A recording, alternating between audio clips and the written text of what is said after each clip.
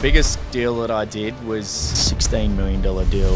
What about the conversations you're having in the market today, Duncan? Everyone in every industry is never good at anything until they've done enough for it. There was a large organisation in Hong Kong that transferred $22 million out of the company. Whole thing was deep fake. You described you always wanted to build a business yourself. You don't really know until you get into it, until you jump in. Have you got your eye on anything emerging in this region?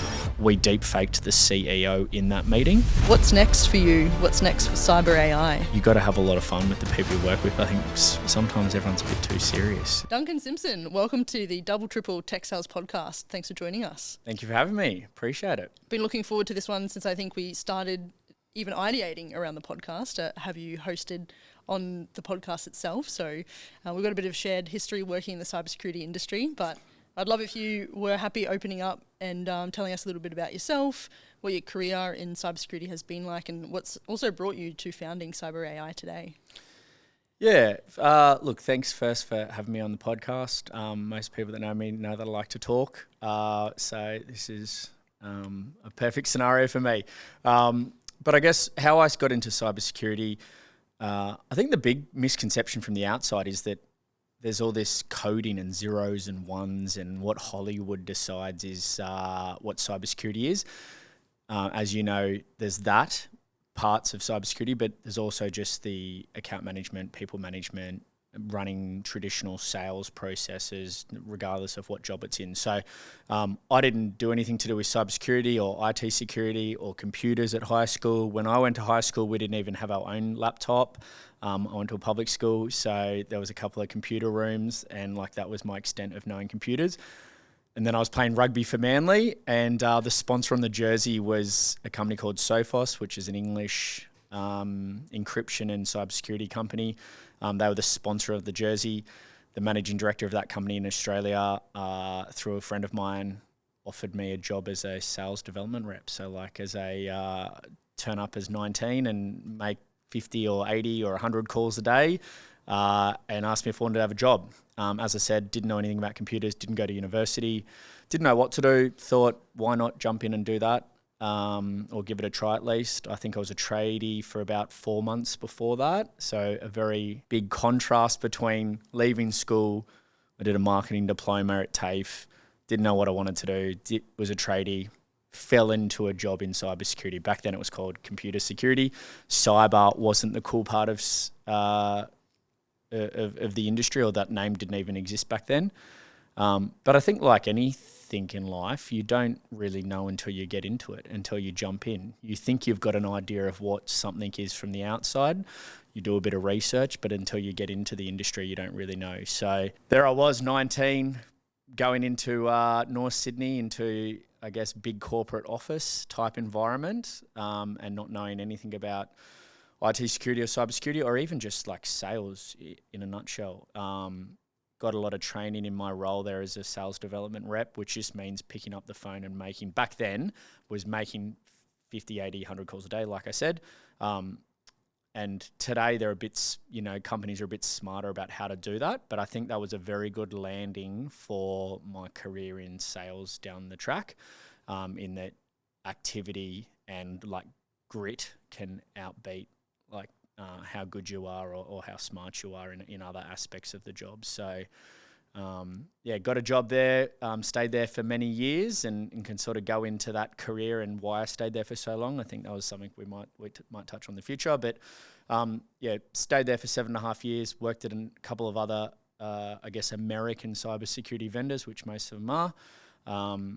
Really learnt how to work within those companies, how those companies tick.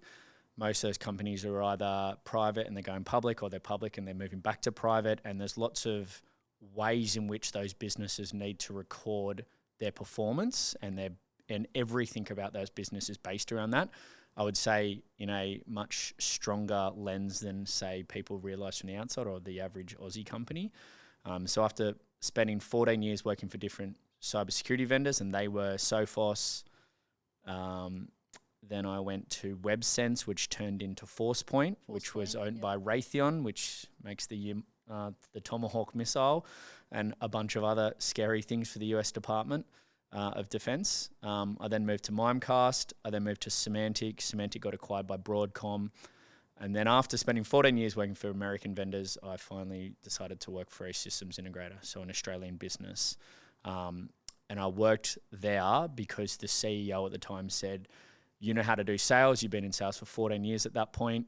Come work for me. I'll teach you how to run a business. And I always had aspirations of starting my own business in some way. Not that I really knew what. I just knew that if I put myself in the right situation, the right scenario, I would learn things and things would happen from there. Then I had a pivot in my life after about 18 years in cybersecurity. I thought, it's very serious. I've got to do something a bit silly. So I went on a TV show and had 13 weeks off, 12 weeks off work. I worked a little bit in the middle of that, but that was how long the show went for. And I learned a lot. I found a lot of people on that show that I learned a lot from. And there were a bunch of entrepreneurial people on that show. That's the type of personality that would go on a show like that. Whether I went on the show or not, I think what happened was, as I was working for this Australian company as a systems integrator, I started to get around lots of other entrepreneurs. And I think that's what started to change. And as I hung around different entrepreneurs, I realized actually no one's ridiculously smarter than the next person. They just had some guts and some balls to jump in the deep end and do something. And so, after working at a systems integrator for 4.5 years, I started CyberAi just over 2 and a bit years ago.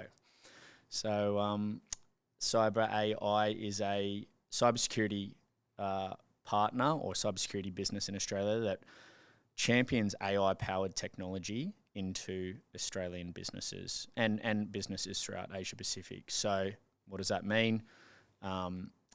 It means that technology that has a lot of AI and machine learning built into the actual product, and that reduces the amount of professional services and the people power that's needed to run cybersecurity in businesses.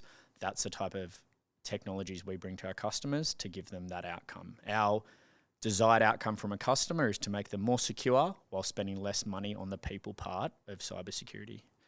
So it's been 2 and a bit years, and it's going pretty well. So yeah, that's in a nutshell. Can expand on that a lot more, but in a nutshell, that's how I sort of got into cybersecurity, and then how through the years decided to finally start my own business. I love it. I'm really keen to unpack the entrepreneurial journey, Duncan, and particularly around CyberAi as well. Big passion area for me as well, coming into the cyber domain after a career in the army and military of all places. Yeah. Taking it back though to the start of your career when you were an SDR, did you go in sort of bright-eyed, bushy-tailed, and maybe reflecting back, do you find that 14 years in cybersecurity tech sales was really formative to shaping your maybe leadership and your professional skill sets today for CyberAi? Definitely. Unless you've gone and worked in a American headquartered tech company or a listed company, even Australia, yes, but more so American listed companies, I would say that they're ruthless compared to other organizations that people have experience with. And not ruthless in a bad way, just very driven around everything that happens, every action that happens day to day is just always comes back to, how much money is being made for the business. Obviously, everyone's going to say that for every company. I just think that after working for some Australian companies, after working in different parts of the cybersecurity industry, I really found that working for these large multinational corporations, you'll learn a lot about what's the day-to-day activity and how much focus is put on those day-to-day activities to achieve an outcome that they're looking for you to get. For instance, being a sales development representative, as I said, means you've got to make 50, 60, 80 calls a day. Back then it was based on activity, not on sort of results or performance. So not how we've matured in our understanding of what great looks like or great work looks like in today's world. But it still made me realize that you've just got to put the reps in. I think everyone in every industry is never good at anything until they've done enough reps. I see this especially in social media, not that we need to go down that path, but people think that they're going to be good at doing something, talking on camera or talking on a podcast. I think this is my first long form podcast, so we'll see how I go. But I think you just need to put the reps in, and I didn't really understand how much grunt work would go into a role like that from the outside. So I think I was very lucky at Sophos that I got a lot of support. I also worked out pretty quickly from working at those American tech companies that you've got to do as much outbound selling as you do as internally managing what you need to do to be successful as well. I was so surprised over the years seeing people jeopardize their career or their trajectory in their career by not managing people internally the right way, including and especially their boss. They're under targets and they're under more pressure than the people that work in their team, and you've got to make their life easier, just like you've got to make a customer's life easier. If you do the little things right, then great things happen. Yeah, I couldn't agree more. It's like the internal selling is just as important as the outbounding and the external stuff, and always is like multiple customers, right? Exactly. The actual customer, your internal stakeholders, partners. Yep. Having that customer-centric philosophy goes a really long way when you think about even just overarching stakeholder management. Definitely. Yeah, love it. What about when you progressed then through the ranks as you moved up into, being a quota-carrying rep, account executive throughout the next phase of your career journey? Yep. What was the big shift to go from SDR to AE? Yeah, so the sales development representative role at Sophos didn't exist until I and two other guys came into the business and started that. It was managed by a marketing manager, which was maybe not the right scenario. Sorry, Rob, if you're listening to this, who was the managing director at Sophos. But that was a new structure for the business, so they weren't sure, right? Everyone was trying to get an understanding of what to do. And how to manage that team in the right way. The career progression of that role was for most of those people to move into some type of quota carrying role. And obviously that's when I guess the real pressure starts, because you've got to hit a number, and no one in America or no one in high management really cares if you had a sick cat or if you had to have some time off because you were having an operation on your pinky or whatever it might have been. All that matters is whether you hit your number. And it's very black and white in the evaluation of your performance. And I think once you start to realize that, you think about all these interesting little ways that can help you hit your number outside of just doing the tasks that are assigned to you. I always wanted to move into that type of role, a sales role, quota carrying role. I moved into I guess coming back to what I was saying before about understanding how to manage internally within these organizations, I realized that Sophos was really strong in the education sector.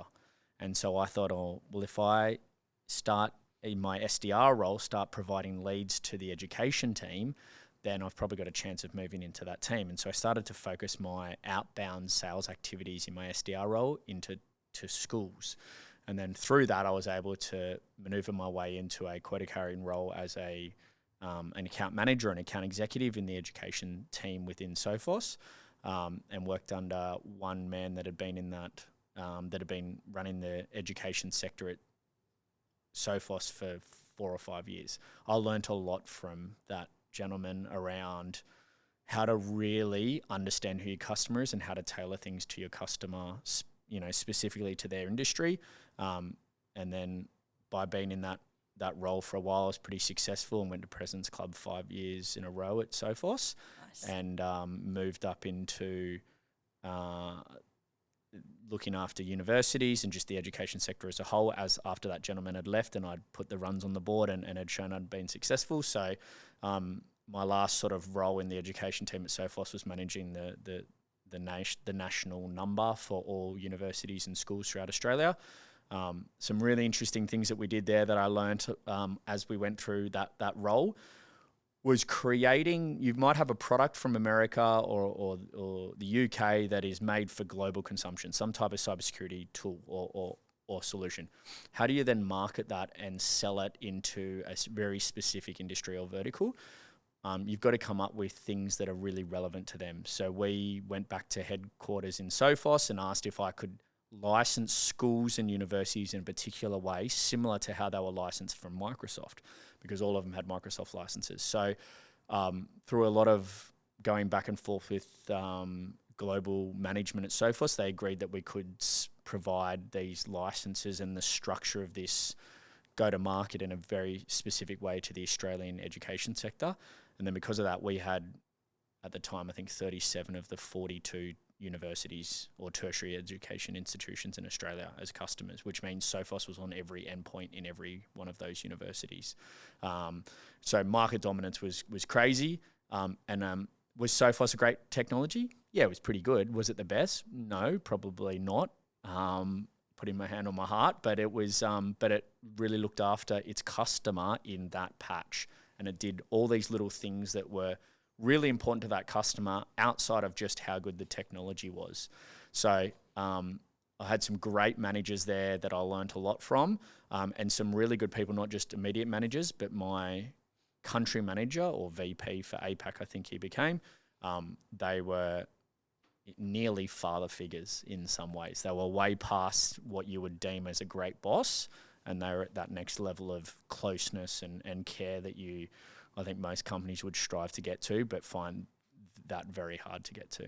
Yeah, it's awesome. The mentorship and the leadership goes such a long way, hey, when you're a part of like a really special team and group. And I've even noticed, probably fast forwarding a few years for you since those times, Duncan, coming into the industry, there's almost like a bit of a Sophos and even WebSense Force Point alumni hanging out in the cybersecurity domain. And as more products and innovation have come to fruition, you mentioned US headquartered companies and fiduciary responsibility to report to shareholders and publicly listed rigor around the sales process and go to market, sort of translating, as you described it, becoming a bit more mature and modern, particularly in our current day and age, and even just the rise of the Israeli headquartered company, particularly in the cybersecurity domain, I think for a lot of reasons that are related a bit more to geopolitical drivers and just the innovation and sort of the defensive military underlyings there from that part of the world and how that translates into the cybersecurity sector today. So it's very interesting to zoom out and see it over a longer term horizon, maybe like 15, 20 year horizon as to how the tech also evolves. And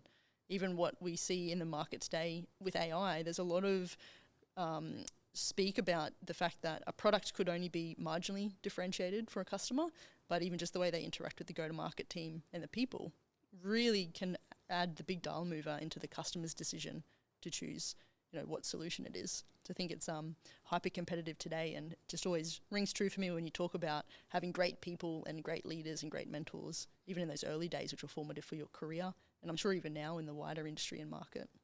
Definitely.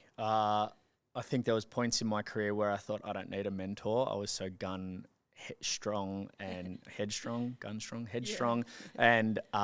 thought that I probably thought I was better than I was because I'd gone to President's Club many years in a row. But there's lots of reasons why that happens. Yep. And it's not just how good you are. It's luck, it's timing, it's the market, it's a bunch of other things. It wasn't until later in my career that I realized how important mentors were and are.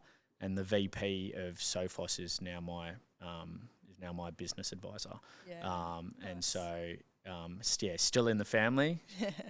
If Rob Forsyth's listening, great man.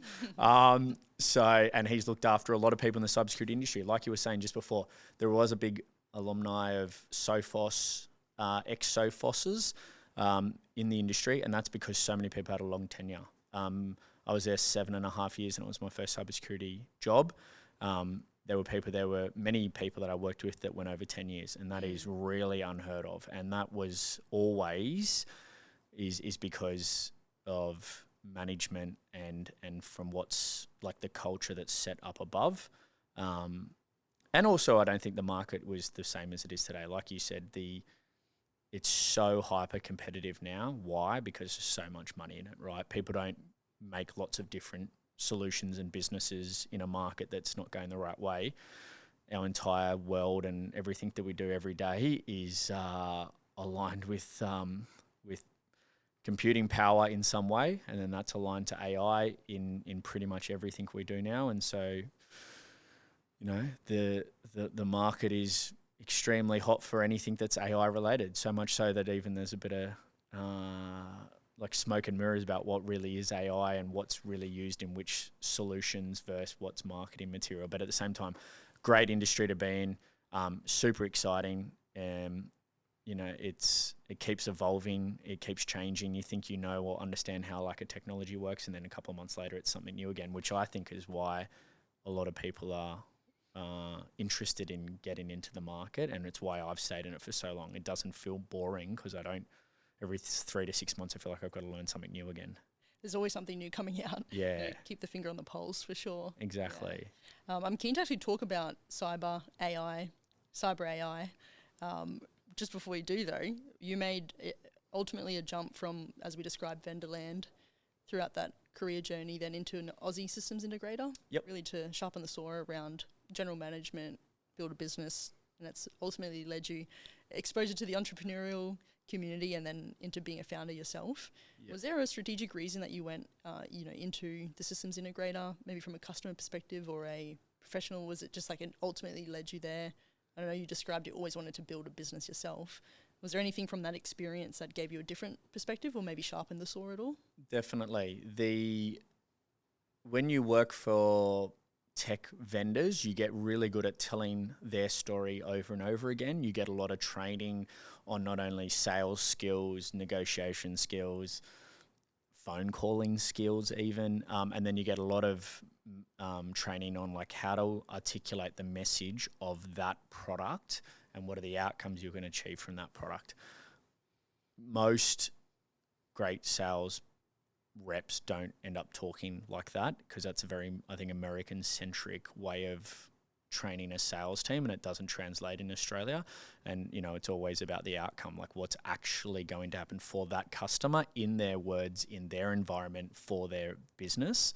And you can't do that when you're a global company. You can't get down to that level of detail for each person. So you have to talk about the product as a whole, and it needs to be translatable across all the different countries you work in. So after doing that for many years and realizing like that I could tell those stories quite well and talk about the product, I didn't know how to talk about how to optimize the management of cybersecurity within a business. I could talk about how great, Proofpoint's email security solution was, or Mimecast's archiving solution, but like, why is that important to the customer? What's the outcome for the customer in their eyes, in their words? And so I wanted to work for a systems integrator because they brought in all those various cybersecurity control points and put that into a management service that they would provide.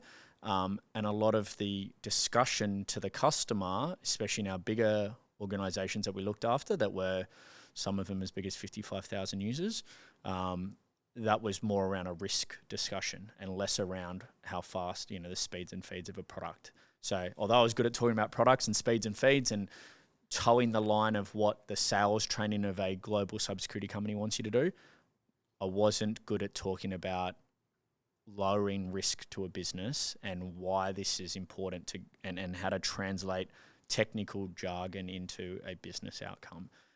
And so I thought by working for a systems integrator, I would learn a little bit about that. I'd also learn a little bit about how to run the actual just business. I was paid on my targets were on the P&L of the business in some forms of the different roles that I had within that organization. And so I learned a lot about why we structured things in certain ways with engineering talent, with managed services, with how we got quotes off these global tech companies and put them all together into a swamp and come out with something that hopefully is quite profitable for the business in the right way for the customer.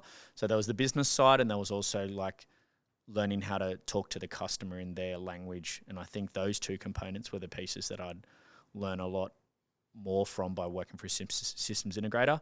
The third one was bringing people onto the business. So I had 4 or 5 people that managed, that were in my team.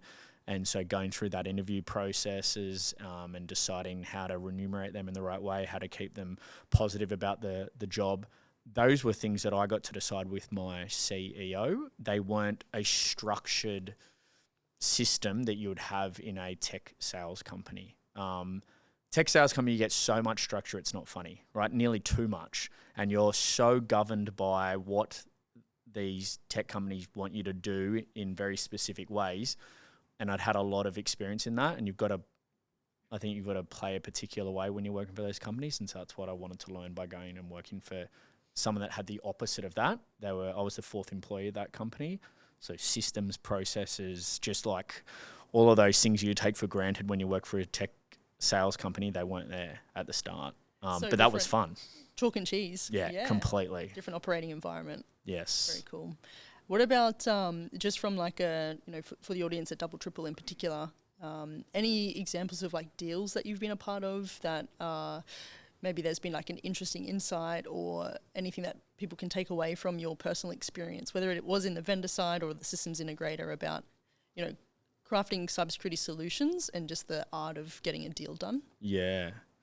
Well, the biggest deal that I did was a $16 million deal. I won't say the customer, but it was an organization that went out to market to look at protection for their computers, so endpoint security, email security, web security, so protecting all the internet traffic going in and out of this company, looking at a bunch of other controls that they needed, and over a 3-year process. And our job was to not only keep the customer happy and provide the right proposal to them that allowed them to achieve what they wanted to achieve from this transformational cybersecurity project, but the other part was making sure that the vendors that I was working with were very happy with the deal that we were creating. Part of that in that scenario was to make sure that I shielded the customer from the vendor rep in that process in a very particular way. But I need to keep the vendor rep happy as well, because vendor rep needs to keep their management happy. They need to be interacting with their potential customer, especially a very large customer that has a lot of eyeballs on it from a lot of management. So what I learned in that process was like how to keep, I guess in some ways, 2 different customers happy. I had my end customer who was actually going to give me the purchase order if we were successful. And then I had my other customer who was the vendor rep, and making sure that they had what they needed to be able to structure their part of the proposal, their part of the deal together. And they were one of like 8 parts of this proposal, and they didn't get to see the other parts of the proposal, obviously, because it was other vendors that were involved in those areas. And so there was a lot of people management, a lot of understanding that there's some very different companies in this swamp or this pool of a process, and just making sure everyone got what they needed out of it and what their managers and their managers needed to get out of it to make sure that we could run smoothly through that process. It was some very late nights. But I guess that for people that are listening to your podcast around, I'm not in cybersecurity, I'm not in IT sales. I couldn't imagine selling like a $16 million deal. I would say that although I was selling those $16 million deals, 15 years into the industry, if I was coming in now, I think you could ramp up to that extremely quickly. I used to think that when I would hear numbers like that, oh my God, that's only like some big swanky business person who's doing those types of deals. But those situations can come about quite easily once you've been in the industry for a couple of years. If you're playing in the right areas and you're strategic about what you want to do. I think sometimes when you see huge numbers, can be a bit scary, because it feels like you're doing something more sophisticated than a smaller sale, but they're not. There's just more people involved in the process. There's more work, but it's not like inherently more sophisticated than a smaller deal. So, super exciting deal for me. Worked on it for a long time. Got paid a commission check that, paid off a unit for me, and it changed my life as well. Probably changed how I had the confidence to go in and talk to CISOs of really large companies as well. So super grateful that I got that opportunity from a previous boss, and it also did wonders for that company too. So I think like in those situations,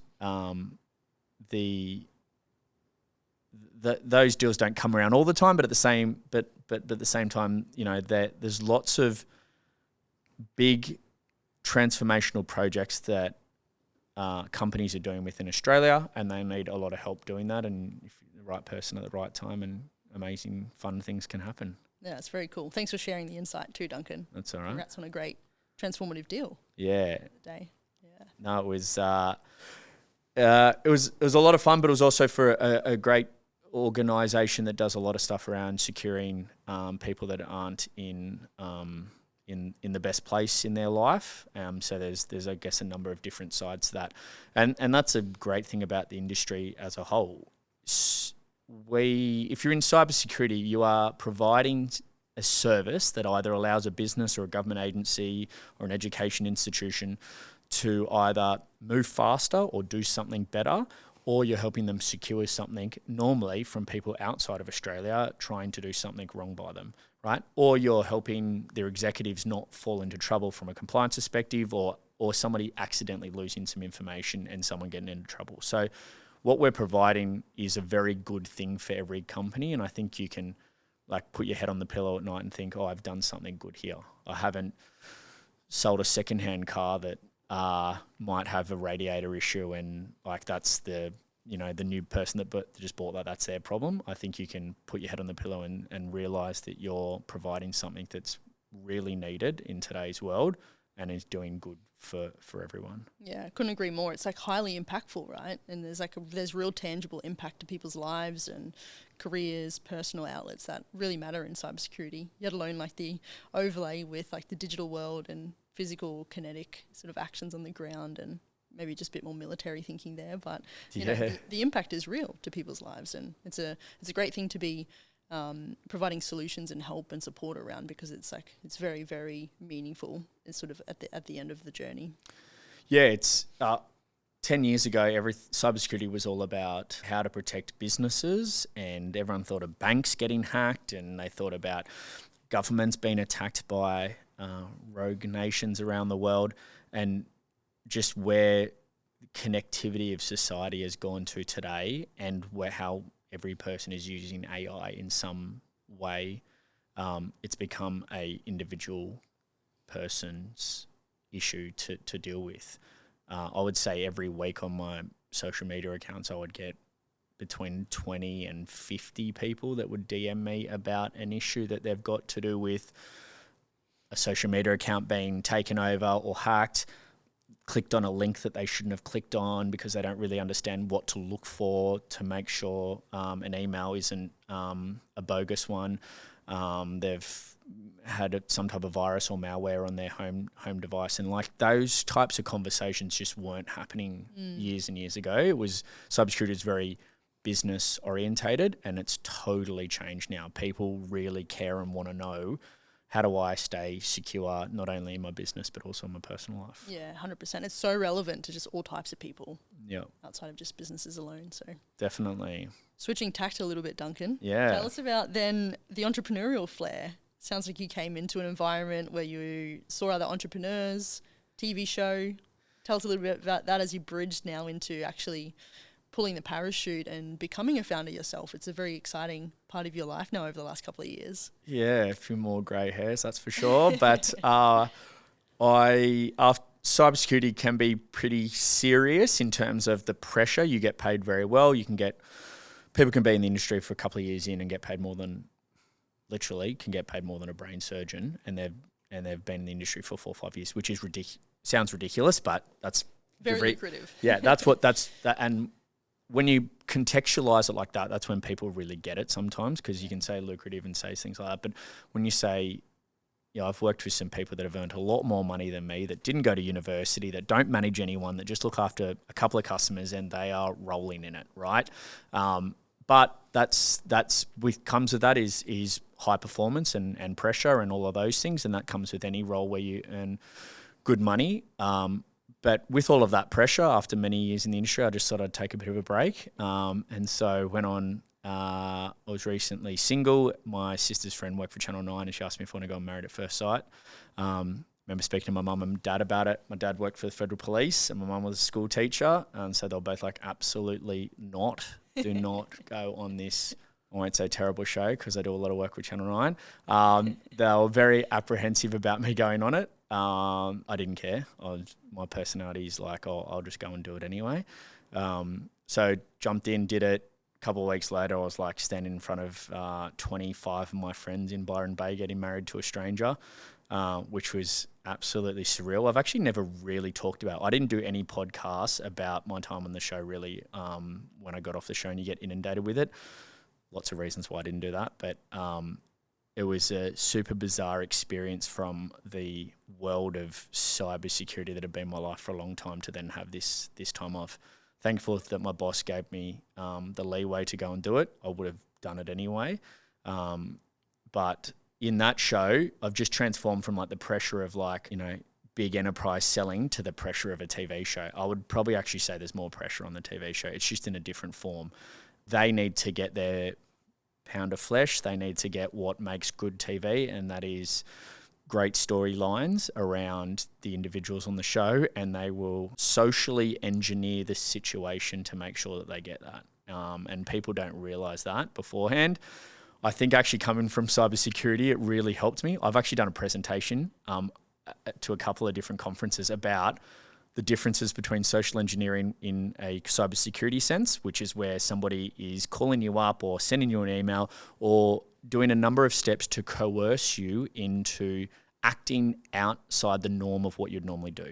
So an example of that in the cybersecurity industry would be an EA gets an email and it says, Gabe's about to go on stage at a conference. She's not going to be available for a couple of weeks, for a couple of hours, I should say. But we really need you to make sure this payment goes through because it's been late or whatever it might be. The EA gets that. They don't do anything about it, right? But then they get maybe they get an email to start off with, and then they get a phone call, and you get sort of like a couple of different ways of coercing this person into going outside their business process, which is not to go and transfer funds somewhere, but they've been told by, the right person in their company, and they've got an email from that person. Okay, well, this is pretty serious. I better get it done. I don't want to lose my job. And then all these little tactics that cyber criminals use to try to coerce people into doing something they shouldn't do in their business process. I'm not going to say TV producers are cyber criminals, but I'll say that they definitely work very well at coercing you into saying stuff and doing things that are a little bit outside your personality or outside your normal way of working. You're never told what to do on Married at First Sight. Everyone thinks it's scripted. There is no scripting in Married at First Sight at all. That is the number one question I've been asked over the last 3.5 years. But you are, I would say, coerced sometimes into you get to the end of a scene or saying something to camera and you're like, hang on, why did I say that? Right? How did I get here? I was over at A and now I'm at Z. And so it's just the environment. It's high pressure. It's a new experience for everyone. So everyone's like learning on the go. I loved it. I thought it was an amazing experience. I've got nothing bad to say about my time on Married at First Sight. I think everyone that goes on those shows thinks they're going to come off and be a TV star. That's not what happens. I think people go on that show thinking that they're going to have some amazing edit, and then a mirror is held up to them and they realise actually maybe they're not as nice of a person as they realised. And so there's a lot of people that come off the show and think that they're being hard done by, but all the words came out of their mouth still. However, although those people don't have probably experience in working in like really high stress situations and have had to like think on their feet around how to articulate themselves in a particular way to get their point across, which is a little bit of what sales is. So loved it. But on the show, met a bunch of entrepreneurial type people that most, that own their own businesses. That's because inherently the people that can go on the show and have 12 weeks off work are people that don't work for big corporations because they can't just go and have 12 weeks off. You'd probably get sacked. People do just lose their jobs to go on that show, which is not a smart thing to do. If anyone's listening to this, do not do that because you probably won't get your job back after. But when I was speaking to all these entrepreneurial people on the show, I realized that a lot of them, why they were successful in their work environment, not on the show, was that they just went forward and went for it. They didn't over-analyze the situation. They didn't think about all the things that could go wrong, and there are so many when you start your own business. They just went ahead and jumped in the deep end and knew that they were going to stuff up a bunch of times. I'm helping my sister with her new company, and part of what I keep telling her is if there's 100 calls or 100 interactions you've got to make and maybe 2 or 3 of them turn into a customer, then you need to welcome the other 97 times that you get a no, because that's one step closer to your yes. And she never really thought about it like that. And that's the same as the entrepreneurial people I met on maths. They weren't really caring that they were going to get all these no's or all these things that were going to go wrong or all these things that might not work out. They were just jumping in the deep end, going for it, and then seeing what happens. So got off that show, stayed in contact with some of the people, was talking with my best friend who has been my best mate since I was 12. We're very different personalities, but best mates.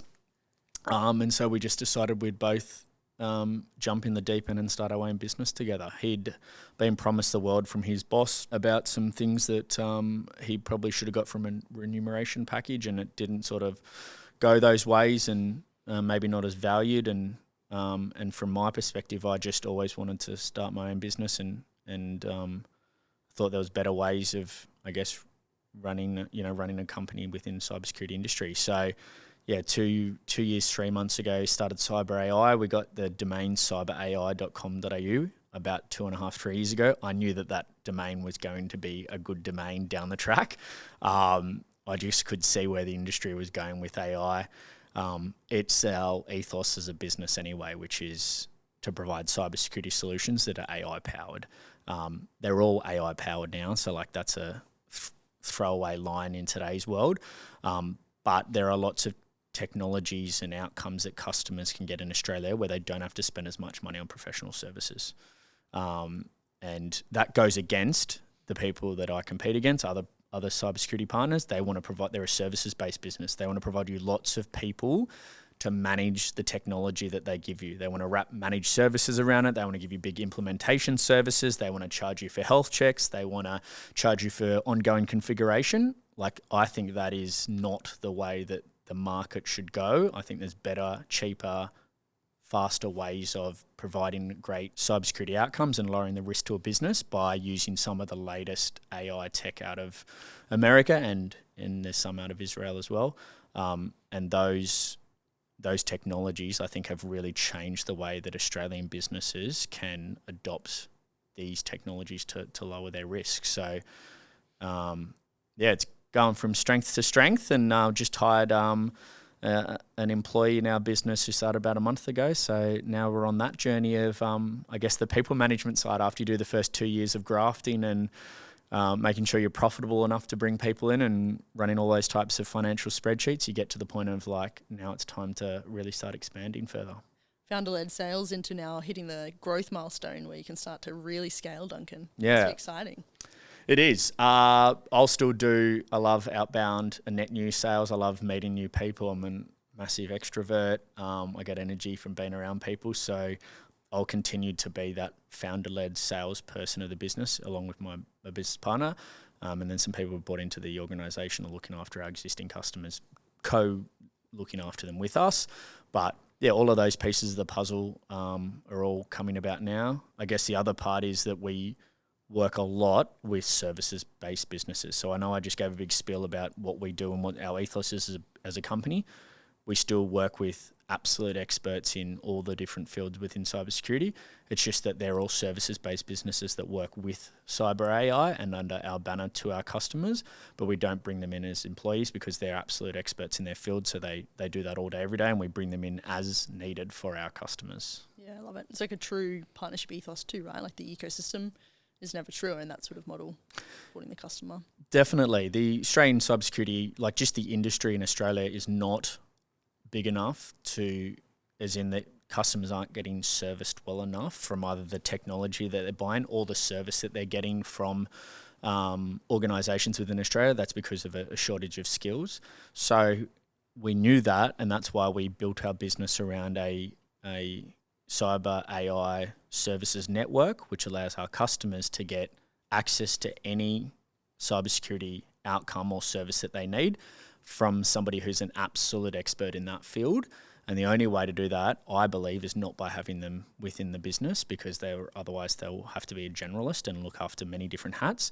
And instead, I'll just bring out, whether it's an IRAP certifier, a E8 expert, a SIEM specialist, whatever it might be, and I'll bring that exact expert into that conversation with my customer. So I think I can give a wider breadth of capability, but without the cost of that capability if my customer doesn't need it. And it's just I think in anything in life, if you're going to start a new business in any field, you have to do things a bit differently to who are the big guys that are in that field right now. If you're going to start a restaurant, or if you're going to start a furniture brand, you've got to do something different, right? It's got to be designed in a different way. You've got to come from a different angle. You've got to bring something new to the table. Otherwise, you're just like everyone else. So the model isn't for everyone, but I think it's a great model for a lot of companies in Australia, and that's why we thought we'd jump in the deep end and test our friendship, because there's nothing like starting a business together with your best mate where you really test a friendship. We haven't had any like fight at all ever. Maybe that's our friendship. Maybe we just know how each other work really well. But I think you got to realize that going into business with someone is nearly like a marriage in some respects. Totally. So far, so good though, right? I think you guys are smashing it. No, it's been amazing. I'm the godfather to his youngest daughter as well, and that happened nice. while we were in the business. So it can't be going too bad, right? Otherwise, you wouldn't let me be the godfather. Yeah, very special. It's really lovely. What about the conversations you're having in the market today, Duncan? I think there's a lot of hyperbole around the transformational impact of AI, but that really starts that foundational level being data. And then you think about security, risk compliance, the guardrails around that to achieve that sort of business outcome. Yep. I'd love to know perhaps where the conversation might start with a CISO versus where inevitably it might get to when you think about this topic, or just generally what you're engaging and what you're seeing from your lived experience in the market.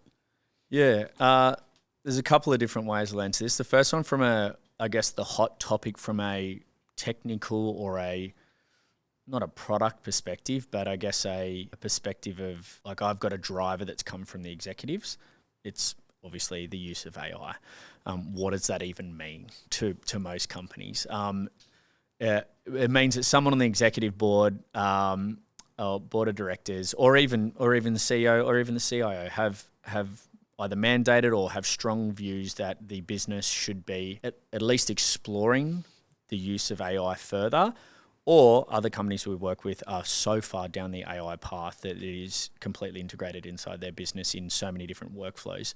I think the AI discussion means from an executive level that I might get more productivity out of my team, right? My company might be able to move faster or make decisions better, or maybe I can even save on bringing more headcount into my business because I can offload some of those rudimentary type tasks to an AI agent or automate that workflow in some way. When we start talking about those types of conversations, nearly all of it leads back into, well, what data do you want going into these AI models? What information are these employees within your business working with today, and how do you foresee, or what do you want to see sped up, or what do you want to see automated within that process? Always comes back to the information or the data going into those AI models, or the data that's sitting inside your business that the AI models are going to access.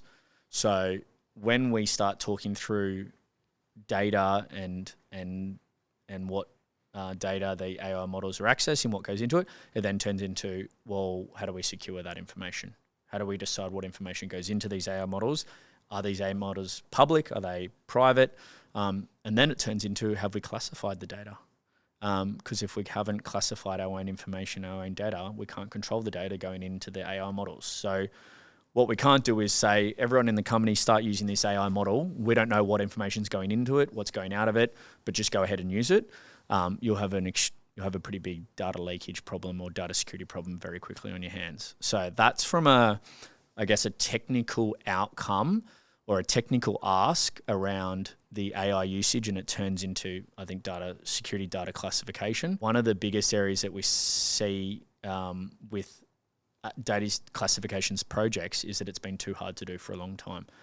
It's been very manual. And so, again, with the rise of machine AI and machine learning, it's been around for a long time, you can now automate a lot of that process. So I would say that that's a big ticket area that we talk to customers about. The second one is being able to hand off risk to a party for them to have to detect and remediate and come back to an organization and say, you're this secure. We're going to monitor this for you. We're going to act on it, and we're going to come back to you regardless of what time of day it is or what day it is during the week. I think there's a real shift from companies buying technology and then buying a managed service wrapped around that. And then when shit hits the fan, they're like, well, was it the managed service provider that stuffed this up, or was it the technology that missed it? And you've got these two different people competing with the end customer saying, oh, it wasn't us and it was the other person or the other or the other company. I think customers now are looking at vendor-led services where they're saying, I want to buy the technology from you and I want to get a service from you that has very stringent SLAs built into it. So I can hand that risk off to you and say, you own that and you've got to own the detection of anything that happens on that channel and you've got to remediate that issue for me. And there's none of this discussion of, well, did the technology miss it or did the service wrapper miss it? It's all with the one person. I think the removal of like lots of chinks in the chain, I think will be beneficial for a lot of customers. I know if there's some service partners listening to this, they're going to completely disagree with me, but I think that's where the world's going. I'd liken it similar to an Airbnb or like an Uber situation where you are, Uber, it's the Uber car yard where you buy the Uber car from and you get the updates from Uber. Everything is contained within customer to Uber, and you might have some partners on the side, but you don't have these scenarios where you go into Cole Crawford car to buy an Uber, right? Because they just cut that middleman out, because now you've got these problems where, well, was it the car that was the issue, or was it because it was serviced by this service company that provides the selling of that car? So I just think there's some synergies around how some really successful businesses have changed the markets, as in they've made it much more streamlined between customer and vendor. You can still have people in the middle to help you, but I think that's where we see a lot of CISOs saying, I want to remove any ambiguity around who owns this part of risk in this part of my organization, and instead I want to be able to hand that all off to one party. So that's a big one that we see with CISOs. I think the other one is around understanding how to work with their budgeting and their financial, their adoption of technology tied to their financial goals. And again, coming back to sort of American tech vendors, they've got to sell their technology in a particular way. They've got to report on it in a very specific way to help their shareholders see that the business is growing in the right way. That might not be the way that the end customer needs to buy that technology. For instance, we sold a 5-year upfront license of a cybersecurity company. It's technology. We sold that to a planning organisation in Queensland. That planning organisation wanted to pay monthly for 5 years, but for the first 3 months, they couldn't pay anything because they were waiting on this cash flow situation, but it was already banked. It was just coming. Then they wanted to pay a specific amount for the next 57 months of that contract. So for the first 3 months, they paid nothing. Then on the fourth month, they paid a lump sum amount. And then after that, they were able to pay a per month cost for the next 56 months that hit their budget targets for this type of project for the next 5 years. And so that structure we put together for them, and we spent a fair bit of time working with the CFO on that. Those are the conversations that we have a lot with companies now around, hey, I know I want this particular technology, or I want to hand this risk off to this organization and they're on the hook for it, but I need to structure it in a way that's right for my business. And so getting in the middle of those conversations, you half it's around like providing cybersecurity outcomes to organizations, and then there's towards the tail end of that sales process, it's around really financially structuring this to make it the right decision for a customer. So between the AI discussions and between handing off risk and streamlining the number of people involved in the process, I think there's some of the big ticket items we're talking to CISOs about at the moment. Nice. Very, very cool. It's almost a technical element, always a commercial element, and then the people stakeholder, as well as overlay with like the trends and the tech and what's meaningful for a business in terms of outcomes orientation as well. It's like you always have to be navigating between all of those dimensions at the end of the day when it comes to the business acumen associated with it, which probably you're seeing more and more, right, as a business owner at CyberAi. Yeah, the business acumen you obviously get when you are running an organization or working for a smaller organization versus working for the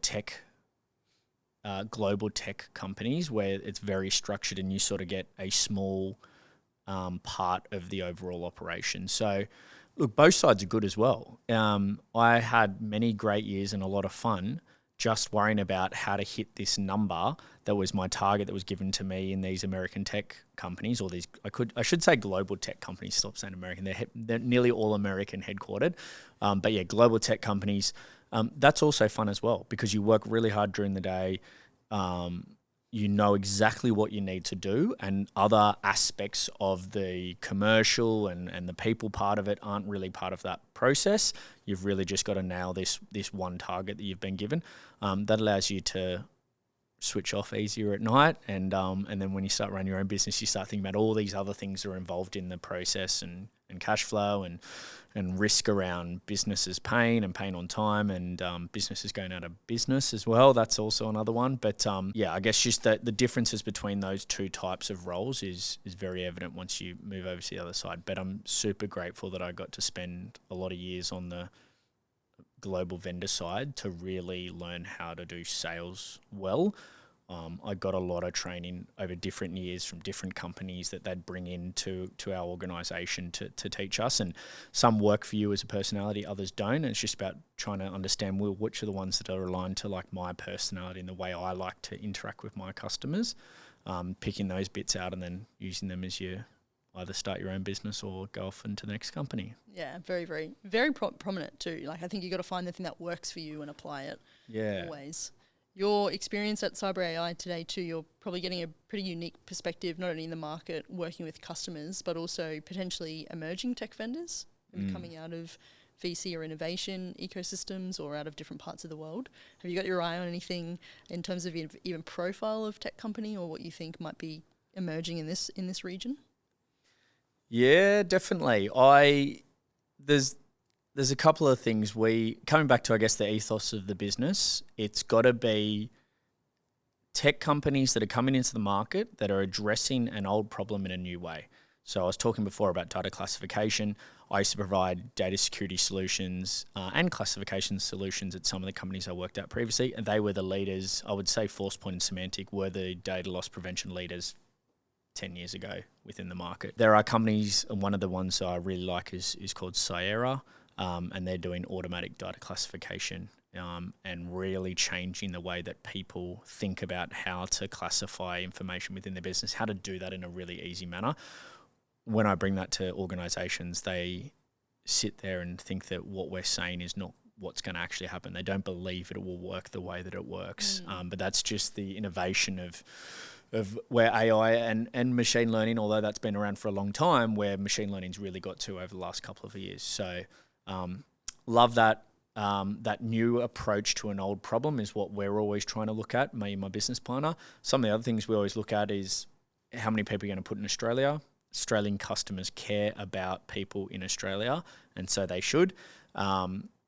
Things about who works in there, and do I know someone in that industry, in that organisation? Can I go and litmus test what they think about it? I get the sales reps and I get people high up in the company to pitch back to me their sales process and how they'd sell to a customer. We're constantly looking at companies like that we can bring to our customer and say, hey, this is a new way of looking at this, or this is super interesting. Like, I think you'll get a lot of value from this conversation versus, would you like to change your endpoint security provider, right? I think, although that's the bread and butter of, say, like a CrowdStrike, and we're one of CrowdStrike's fastest growing partners, at the same time, they do a lot of other things now, and there's a big platform play from, the CrowdStrikes and the Palo Altos of the world, and I can see a lot of value in those ideas and those outcomes for our customers. But I also think there's some just around the edges, there's some really innovative new companies that are coming out of America that are, some of them have 200 million rev and they've got like $1.8 billion in funding. And so you just look at the funding that's coming into these companies versus the rev that they're making. Obviously, VCs and the very smart people that work in those companies are doing a lot of assessment around, am I going to put my money into these companies, right? So they're obviously betting big that they are doing something revolutionary or doing it in a different way. Everyone, when these companies are getting huge, the emerging tech organizations that may become a unicorn,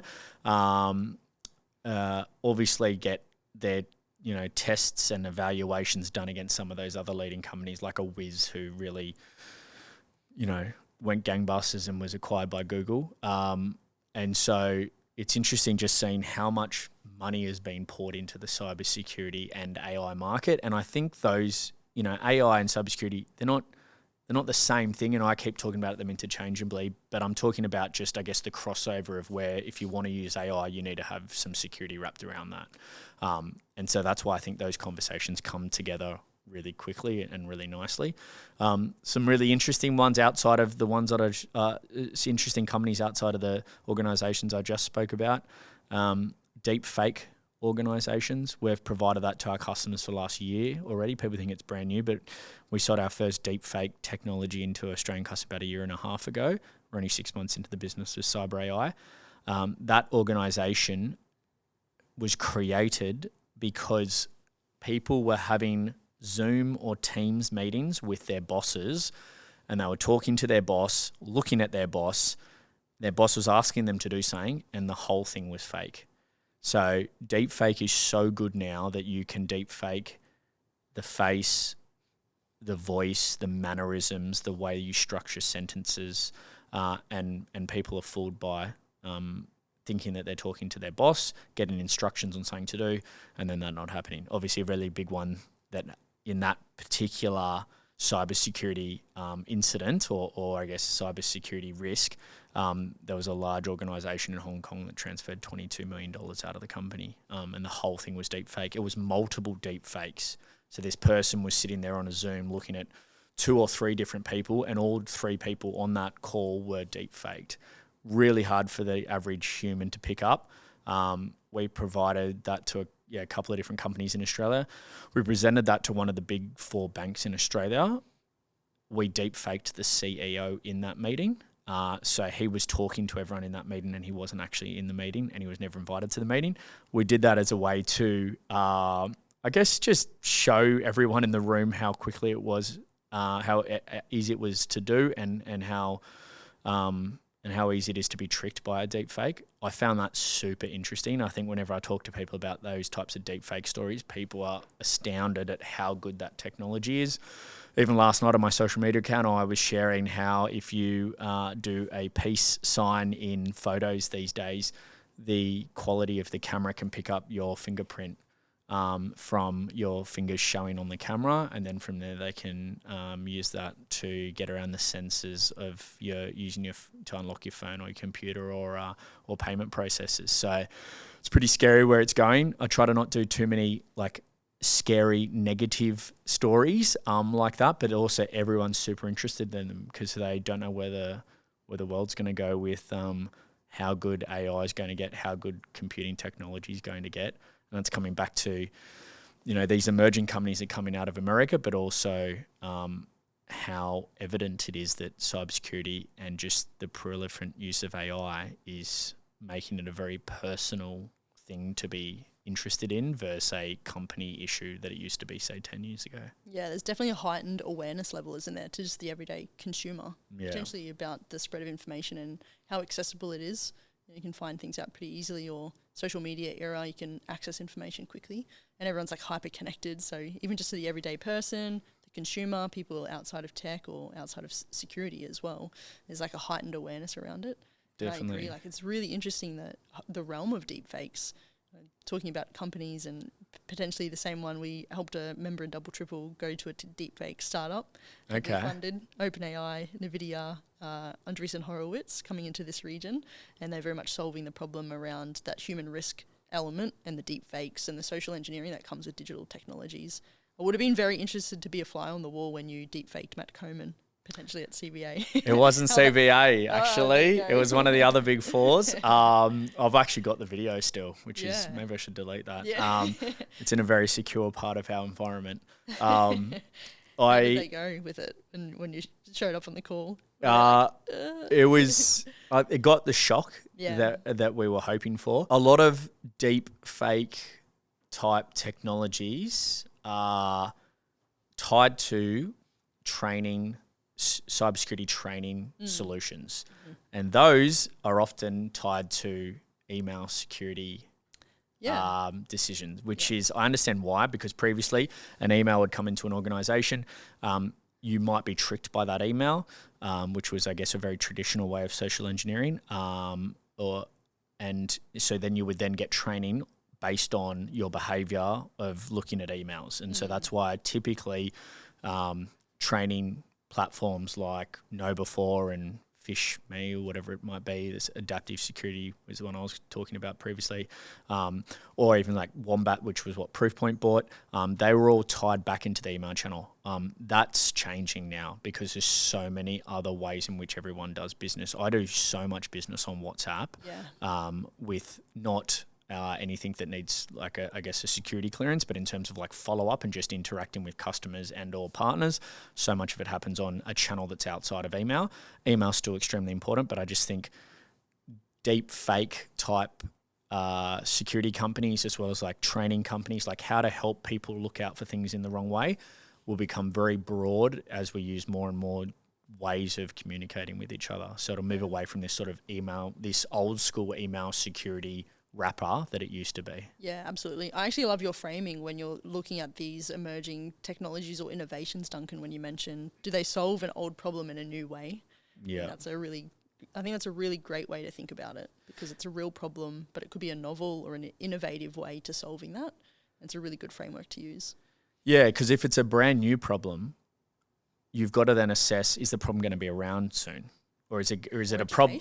Yeah, is it going to be a problem that's going to like disappear because of something else? If it's a problem that's been around for a long time, but there's a newer, faster, better way of approaching that old problem, I think that's a good litmus test. But like I also said, it's about people in Australia. It's little things like where's their support teams based? Do we know that they have a renewal or a licensing contract or construct, I should say, that doesn't gouge the price out of the customer the next year. Like there's a lot of things outside of the technology that I would assess before I decide, do I want to bring this to my customer? Because it's my business's name on the order that they're giving, and it's my reputation. So the last thing I'm going to do is bring the fanciest, greatest solution that's got billions of dollars backed by some VCs in America, bring it to Australia, and then it might be a great outcome for my customer for 12 months, but that's terrible for me if it doesn't continue on after that. I'm in the long game.